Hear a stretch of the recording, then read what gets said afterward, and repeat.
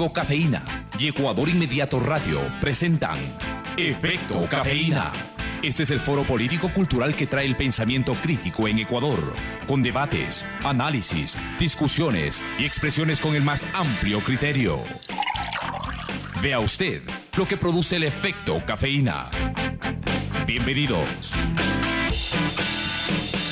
No hemos parado de hablar acá, hemos estado totalmente ocupados viendo cómo vamos a entender lo que se viene acá en el país. Estamos en un clima de confrontación, estamos en un clima también de una sed de paz y de más armonía para trabajar hacia donde queremos. Llegar a un país sostenible, poder llevar el pan a nuestra casa, vivir tranquilos y poder desterrar un poco también algunas sombras de sedición incluso que pueden llevarnos a escenarios que no nos queremos definitivamente. Pero vamos entonces a entrar en ese detalle, Javier, respecto de cuáles serían esos retos. Con Víctor Hugo quisiera que preparemos los retos económicos. Hay una deuda que sin duda podría ser el camino para el gobierno. Evidentemente el modelo que plantea Lenín Moreno ya no es que amenaza los intereses de los sectores menos protegidos, pero en cambio en estos otros ámbitos, Javier, ley de comunicación ya hemos hablado, pero hay otros espacios como retomar el diálogo con los excluidos, decía yo. Por ejemplo, los movimientos indígenas o los grupos indígenas han sido quizá invisibilizados en muchos de sus proyectos, de sus aspiraciones, y allí parecería que se necesita un puente, además de con los empresarios. Bueno, yo diría que hay una buena noticia en todo esto, si cabe, que es que creo que el cambio de tono que va a tener la máxima autoridad del Ejecutivo va a ser bastante importante para tratar de construir esos puentes. El liderazgo de Rafael Correa es un liderazgo fuerte, es un liderazgo, si quiere, de rasgos autoritarios. Es un liderazgo que puede generar muchas adhesiones, pero también muchos detractores, y eso es lo que uno ve con la imagen de Rafael Correa. Mucha gente que lo admira mucho, lo idolatra, y hay otra gente que lo detesta profundamente. Y eso es el fruto de una personalidad que tal vez para la época en que surgió en la vorágine de ese 2006-2007, tal vez era necesaria para poder echar a andar un proyecto, pero para continuarlo yo creo que ya estaba simbolizando más un desgaste que una forma de hacer política. Y creo que además muchas de las críticas que se le hicieron a esa forma de gobernar, a estos rasgos autoritarios del presidente Correa, se van a desvanecer por su propio peso, porque mucha de la crítica en general del gobierno ha estado circunscrita a criticar el temperamento del presidente. Todo ha girado alrededor de la personalidad. Es básicamente como esto, la serie de frases esta de que hay que discutir las ideas y no matar al mensajero. Bueno, más o menos aquí se había discutido muy poco o menos las ideas que discutir al mensajero, ¿no? Se ha discutido a Correa como un tipo malo, agresivo, abusivo, etc. Y creo que muchas de esas críticas se desvanecerán cuando haya un liderazgo que tenga otras características, que sea mucho más abierto a tender la mano, a construir puentes, a abrir el diálogo, a hacer mesas de diálogo con distintos actores, que van desde los indígenas, los empresarios, la gente vinculada a la educación, etcétera, jubilados. Hay muchísimas cuestiones que en el curso de los tiempos han acumulado problemas con el gobierno, que ciertamente creo que un liderazgo distinto podría intentar acercarse y ser exitoso en ello. Creo que eso es una buena noticia, porque al final del día varias de las políticas que yo creo que de este gobierno le han significado el triunfo, porque no creo que sea accidental que el gobierno haya obtenido, o el partido de gobierno mejor dicho, haya obtenido las cifras que obtuvo, el número de asambleístas que obtuvo, el triunfo en segunda vuelta que obtuvo. Eso no es un accidente, es una cuestión que tiene que ver con un reconocimiento que se le hace a un gobierno y a sus obras, que muchas personas valoran positivamente. Yo creo que las valoran más personas que son beneficiarias directas de esas obras que quienes están más lejanos de disfrutarlas. O sea, lo que resulta es que son más. Claro, o sea, es que la mayoría de gente que, por ejemplo, vive en el suburbio de la ciudad y que ahora tiene acceso a educación y a salud, sin lugar a dudas tendrá una recordación mucho más beneficiosa de ese partido político que logró eso para ellos, que lo que va a tener una persona de clase media que se paga sus propios institutos educativos y de salud. Esa persona no ha tenido necesidad del Estado, tiene nada que reconocerle, y más bien podría decir que es plata que utilizan para otros como si eso fuera necesariamente malo, cuando en realidad vivimos todos en una misma sociedad y debemos pensar en tendernos la mano precisamente entre todos nosotros. Pero, insisto, es la receta del éxito del Partido Social Cristiano en Guayaquil, es la receta del éxito de AP en Guayaquil y en otras partes del país, ese tipo de atención a sectores tradicionalmente desprotegidos, tradicionalmente olvidados, sectores no de clase media, hace que ese electorado sea fiel, o sea, cercano a estos partidos políticos y ciertamente los beneficie con su voto. Lo mismo no se puede decir pues, de otros sectores que no ven esos beneficios más directamente y a quienes más puede persuadir la idea del cambio. Yo creo en esto que el gran déficit de Guillermo Lasso en realidad fue no apelar con un discurso más amplio que trascienda a la clase media, que fue la que principalmente fue capturada por su oratoria y por su mensaje. Ese fue el talón de Aquiles, definitivamente, de la campaña. Fue el talón de Aquiles. Nunca quiso llegar a la clase media y alta. Yo te puedo decir que analizando los votos de Guayaquil, entrando a un detalle más fino, uno podría analizar los votos de las parroquias populares. Allí gana Moreno. En las parroquias populares de Guayaquil, que son el 50% de la votación de la ciudad, Jimena, Pascuales, Autarquia es la más grande, pero tiene un mix de clase media y sectores populares. Pero Jimena, Pascuales y Febres Cordero, que son tres parroquias de las más grandes, de hecho Jimena siendo la segunda, Febres Cordero la tercera y Pascuales la cuarta, más grandes en materia de población en Guayaquil, representando el 50% de la votación de la ciudad, que es a su vez la sexta parte de la votación del país, o sea, claro, no es poco. Allí gana Moreno. Lasso pense en todos los sectores de clase media, en Ayacucho, en Bolívar, en San Borondón barre. En San Borondón también, por supuesto. De hecho son los sectores urbanos de clase media los que le dan mucha fortaleza, mucho peso a la segunda vuelta de Lasso, particularmente en Guayaquil. Se siente mucho ese apoyo, pero ya en los sectores populares y en los sectores rurales mengua bastante el apoyo, lo cual habla de los límites del apoyo de Nebot por una parte, pero también de las dificultades del candidato Lasso para crecer. Creo que siempre anduvo cerca de su techo del 28-30% y lo que logró sumar del resto de descontentos, pues su figura no resultaba tan atrayente. Yo siempre pienso que más allá de cualquier otra crítica que se le pueda hacer a su estrategia, Lasso tenía mucho lastre como candidato y probablemente de los tres que tuvieron más o menos probabilidades de acercarse a una segunda vuelta, era el que tenía más dificultades para lograr ganarla. Creo que una candidata como Viterio, incluso como Moncayo, de haber llegado a una segunda vuelta, podría haber tenido estrategias que logren minar mucho más al candidato del oficialismo y tal vez conseguir el éxito de ganar en esa segunda vuelta. Para Lasso creo que era más difícil y bueno, así se terminó comprobando en el curso de los días. Ahora retomemos los retos y recomendaciones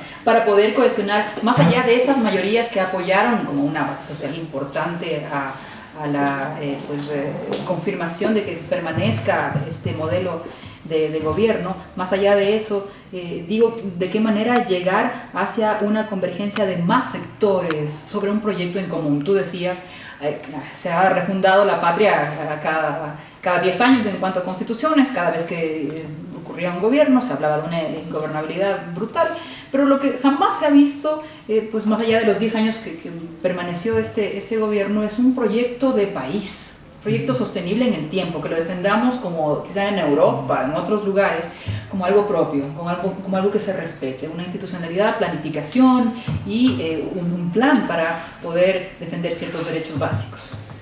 Bueno, yo creo que nuevamente tenemos ahí un grave problema cultural y el etnónimo, que así se llama esta forma de identificarse con un término o un grupo, el etnónimo ecuatorianos creo que nunca nos ha representado tanto. Yo recuerdo una anécdota de alguna vez un taxista que decía que fue a ir a Nueva York y que le daba pena decir que era ecuatoriano, entonces decía que era venezolano.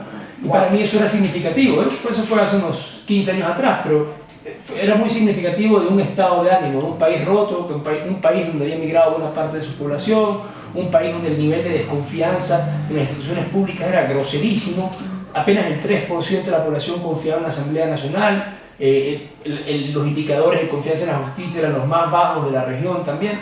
Era un país muy mal hecho, y con muy mal sentido de la cooperación entre ecuatorianos, y yo creo que ese lastre es muy difícil de superarlo ni en 10, ni incluso ni en el doble de tiempo. Es un cambio cultural que obviamente se puede dar. El hombre no está atado, el hombre como especie me refiero, no está atado a repetir comportamientos o hábitos culturales, siempre que se experimenten cambios en una sociedad, eso se pueden reflejar en modificaciones en los hábitos culturales, en sus comportamientos. Y eso creo que es lo que debería buscarse con políticas públicas, con nueva legislación. Hay un montón de legislación que se me ocurre que es sumamente importante para generar esos espacios, particularmente en las ciudades, en la creación de espacios públicos, de espacios verdes, de espacios de intercambio de opinión. Pero creo que lo más importante es que haya un cambio de tono. Y yo creo que en eso hay una enorme posibilidad ahora de que eso se implemente en Ecuador, y eso puede ser muy valioso para que muchas personas que han manifestado su desacuerdo con los rasgos autoritarios del liderazgo de Correa, ahora se puedan abrir a la posibilidad de conversar con alguien que quiere tener otra lógica. Lógicamente en las conversaciones se tiene que ceder, las dos partes tienen que sentarse a conversar y decir, bueno, esos son mis intereses, estos son los suyos, veamos cómo los equilibramos, ¿no? Eso requiere una apertura, y es sumamente importante que tengamos esa capacidad. Te digo, nuestros antecedentes me hacen sospechar que va a ser difícil que haya ese escenario, pero creo que a eso deberíamos tratar de apuntar, a generar discusiones abiertas, diálogos entre las autoridades y los gobernados, entre los distintos sectores de la sociedad. Creo que tenemos un gran reto en ser una sociedad más liberal. Creo que seguimos siendo una sociedad conservadora. Correa es un gobernante conservador, sin lugar a dudas. Creo que hay bastantes retos que una sociedad abierta y moderna en los tiempos que corren debe plantearse, pero el primero de ellos es tener una gobernabilidad que dé mucho más espacio de participación y de discusión a sectores que han sido, tal vez por la naturaleza de cómo se llevó a cabo el proceso en sus inicios, postergados o dejados de lado. Apostarle entonces a este nuevo estilo, más demócrata, más incluyente. No hay que desconocer que van a continuar ocurriendo las críticas. Es más, creería que pasarán de la crítica de la personalidad agresiva, intolerante, a la de la que es demasiado permisiva, o que necesitábamos más también de aquella autoridad, porque Lenin no es el líder que era Correa. Habrá mucho de esto, pero finalmente habrá que apostarle a los caminos que tome el nuevo gobernante por el bien de todos. En el fondo siempre van a haber críticas, lo importante es que las críticas sean constructivas, lo importante es que las críticas nos permitan generar una sociedad más educada políticamente, y sobre todo que esas críticas se canalicen hacia cumplir mayores y mejores objetivos como país. Yo creo que en el tema económico, que es el tema que yo creo que tiene algunas aristas, quedan cosas importantes para el gobierno de Lenín Moreno. Y dentro de eso, por ejemplo, ya han hablado algunos analistas largos sobre el tema del endeudamiento, esta relación deuda-PIB que está bordeando el 40% si la tomas como no consolidada, si la tomas como consolidada alrededor del 28%, pero de todos modos es un peso importante sobre el presupuesto del Estado, porque tienes que cumplir con el servicio de la deuda más el déficit de la deuda actual, o el déficit el déficit corriente, digamos, del periodo. Entonces esto hace que estés destinando, digamos que alrededor de unos 10 puntos del PIB para el pago de deuda, para el pago de servicio de deuda, y también para el déficit fiscal, es decir, contrayendo una nueva deuda. Exacto. ¿Cuál es el camino? ¿Qué es lo que hay que hacer? Yo creo que, por ejemplo, ahí hay que reperfilar la deuda, lo han dicho en muchos espacios, ya yo mismo lo he dicho, pero ¿qué implica reperfilar? Implica ampliar el horizonte de pago e implica reducir el costo. Pero eso no asusta a quien te presta el dinero, que replantees las condiciones, no asusta a que puedan darse los desembolsos. Mira, es que yo creo que el primer escenario es sentarse con quien te prestó y decir, yo te quiero pagar, pero las condiciones están siendo muy complicadas en el plazo que nos hemos puesto, entonces podemos cambiar el perfil. Puede pasar que te diga sí o que te diga que no. Si te dice que no, puedes acudir a otros acreedores o a otros probables acreedores a los que antes no podías acudir. Y pongo un ejemplo, el tema de los mercados internacionales, de emisión de bonos. El Ecuador no podía emitir bonos después del 2007 y hasta cerca del 2015 tuvo problemas. El Global 2015 es el primero que se paga a tiempo, después de 9 defaults que había hecho el país en materia de deuda. Entonces se te abren los mercados internacionales y ahí tienes una nueva puerta. ¿Por qué no se lo hizo antes? Porque esa puerta no estaba abierta antes. Y es importante decir que no estaba abierta porque la historia del país no inicia hace 10 años. La historia del país inicia en 1830 y el país había pasado por 9 defaults. Es decir, no pagaba la deuda. Nunca llegó a pagar un bono a tiempo, salvo los Global 2015, que dan otro horizonte de posibilidades de endeudamiento. Entonces tienes multilaterales, tienes la posibilidad de emisión de bonos, que de hecho te puede abaratar el costo de la deuda. Creo que va a ser importante el rol que tenga el sector privado. Yo creo que hay que replanificar y optimizar la inversión pública y el gasto público, buscar un acuerdo productivo de largo aliento con las asociaciones público-privadas, con en general el sector productivo privado, poner a funcionar el motor privado de manera mucho más ágil ahora que ya existen las condiciones habilitantes, porque hay mucha gente que te dice, bueno, ¿por qué no hicieron eso hace 10 años? Porque hace 10 años no habían las condiciones habilitantes, no habían puertos, aeropuertos, carreteras, que ahora ya existen, conectividad a nivel tecnológica, que ahora ya existen, hasta en energía eléctrica barata. Sí, claro. Entonces, la infraestructura es ahora mucho más amigable con el despertar de la producción finalmente. Exacto, que es lo que los economistas llamamos condiciones habilitantes. Entonces ahora es más fácil sentarte con ese sector productivo y decirle, bueno, ya están estas condiciones, ahora sí sentémonos a dialogar sobre cómo podemos generar crecimiento en la economía, que ese crecimiento te permita generar empleo de calidad, porque por ahí escucho que el tema sería la flexibilización laboral. Yo creo que hay que tomarlo con matices, ese tipo de discursos, porque yo sí creo que hay que preservar derechos y garantías. Si hay algo que este gobierno ha logrado, son derechos y garantías en el tema laboral, en salud, en educación, en vivienda, y no se debería precarizar. No hay una deuda con el emprendedor, con una clase media, con la posibilidad de querer formar una pequeña empresa. ¿Hay unos retos también por allí? Claro que sí, y por ejemplo ahí yo pongo la oportunidad de dinamizar el sector del mercado bursátil. Hay mucha gente que quiere invertir, gente jubilada que quiere invertir y dice, tengo aquí mi cesantía de $20,000, ¿qué hago? Voy a poner en una libreta de ahorros en el banco y solo me pague el 2-3%. Si tuviéramos un mercado bursátil amplio, como sí lo tienen países desarrollados, esta gente podría invertir en empresas que rinden el 12, el 15% anual, que es muy diferente del 3%. Entonces creo que hay que dinamizar el mercado bursátil. Creo que debe haber un rol importante de la banca pública, especialmente la Corporación Financiera Nacional, el Banco Ecuador, en temas de agricultura, en temas de construcción, de manufactura, del mismo comercio, para dinamizar toda la economía, para fortalecer a los pequeños emprendedores. Yo creo que ahí hay muchos retos para los cuales se puede destinar dinero. Ahora, lo importante también es mantener la credibilidad de las instituciones del sector público. Digo esto sobre todo por los temas del Banco Central. Yo creo que en el tema del Banco Central es importante que mantenga como sistema financiero ese intangible reputacional.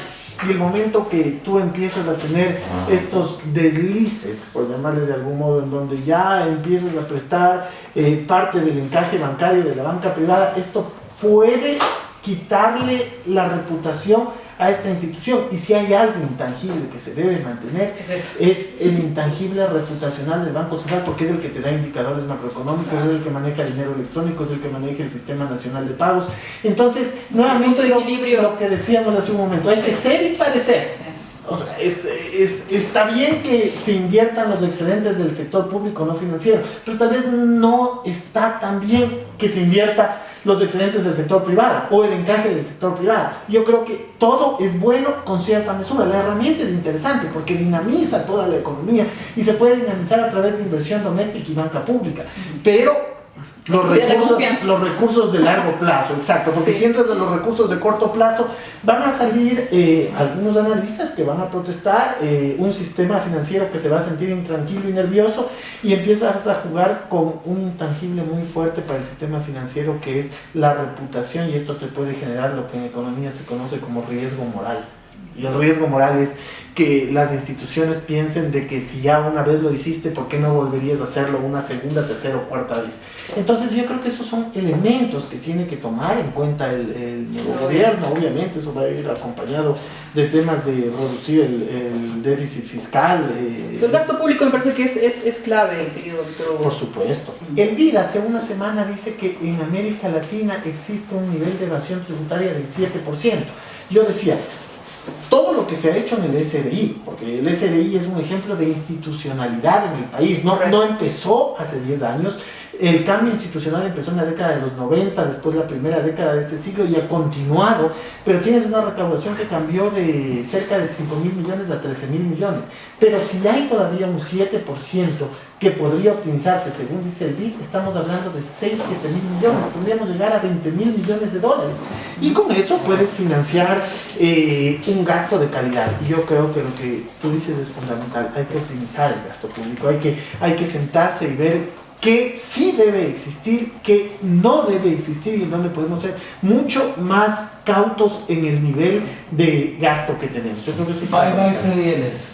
O sea, eso iba a decir. Hay que dar ciertas muestras simbólicas, y no me quiero meter con Freddy Ellis en lo particular, pero hay que dar muestras claras, hay que dar signos de confianza y de sintonía con la gente. Esto para las conclusiones, Javier. Bueno, ha sido un placer compartir espacio con ustedes, con Víctor Hugo, con María Isabel. Ha sido un repaso interesante de lo que ha pasado en las últimas semanas. Yo me quedo con una sensación mixta de las expectativas que tenemos, porque realmente creo que se abre una oportunidad, pero creo que también está teñida de bastantes riesgos que van de la mano de la naturaleza y los distintos actores involucrados, porque también, más allá de la retórica que puede tener una alta autoridad como Lenín Moreno, también puede ser que muchas de las personas alrededor de él no coincidan con su estrategia de crear puentes, de tender la mano, etc.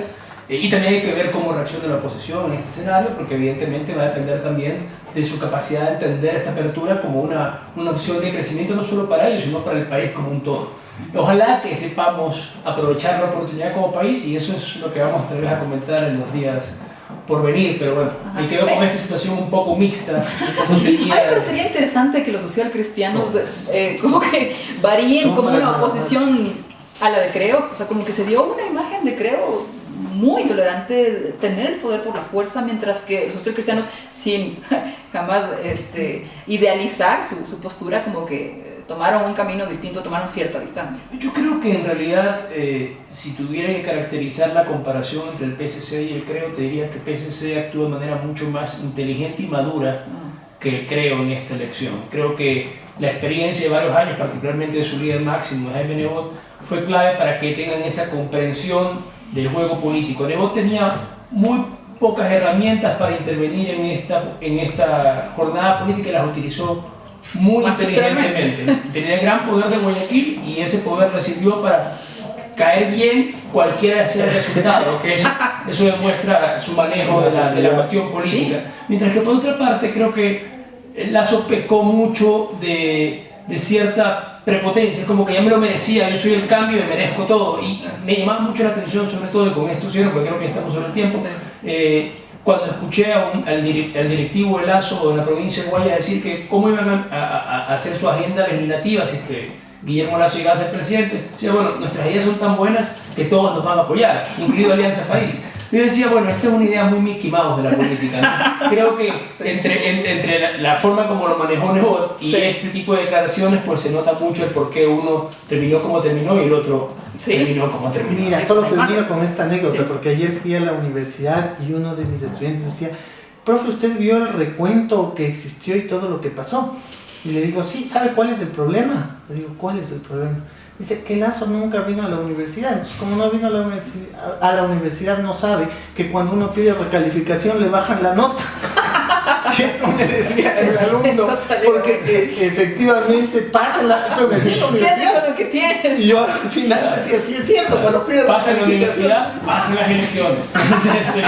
Tal cual. Comentario. Muchas gracias, Javier. Ha sido realmente un placer. Como ustedes escuchan, ha sido una conversación más, pero en este caso grabada, transmitida a través de este espacio. Nos encontramos entonces con más en cafeína.tv. Hasta la próxima. Esto fue Efecto Cafeína a través de Ecuador Inmediato.